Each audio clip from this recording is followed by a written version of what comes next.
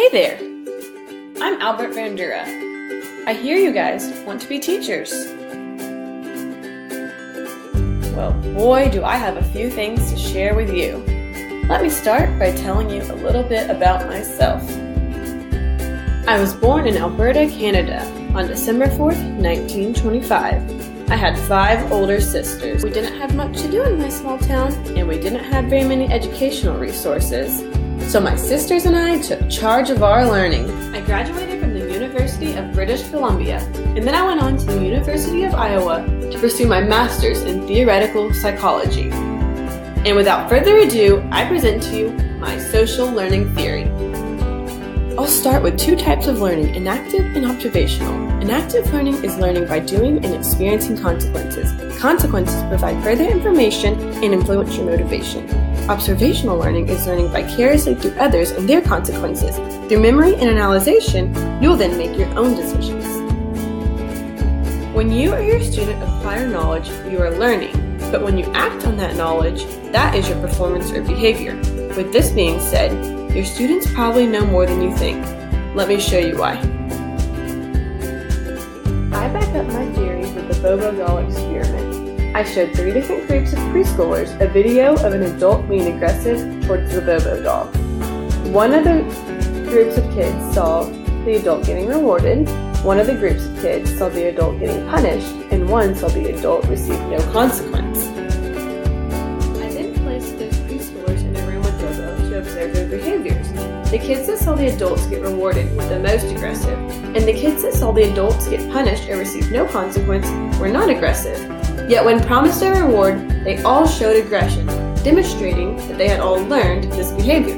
The 2 things I want you to take away from this experiment are that rewards and punishment are essential to learning, and that you can learn by observing and imitating others. So remember that in your classroom. I concluded that these behaviors were learned through observation by attention, retention, production, and motivation and reinforcement. Now let me give you an example. Say you want to learn how to play soccer. The first step is paying attention. Watch the other kids at recess play and pick up on little details such as what items are used, like the soccer ball or the net. Next, you must retain the information you are observing. Understand things like how to score a goal or how to kick the ball. Know what is a foul and what is considered out of bounds. Next is production. Get out there and try it for yourself. Finally, you'll be motivated by learning a new task and gaining a point every time you score a goal. On the other hand, if you don't score very many goals, you may not be very motivated to learn and play more. Your students are going to make decisions based on how you interact with other students. For example, if you are rewarding good behavior, your students will likely imitate that behavior. And when you are punishing bad behavior, they will likely disengage in that behavior. So be diligent on how you give consequences to your students. In my social cognitive theory, I present to you how environment, behaviors, and personal goals influence your learning. Your environment consists of your resources, your physical settings, and who you're with. Your behavior is based off of your choices and actions and what you say. Your personal goals consist of your attitude, expectations, motivations, your beliefs, and your prior knowledge. All 3 of these factors are dependent on each other. For example, if a teacher is not engaged in a student, they may lose motivation, resulting in poor choices.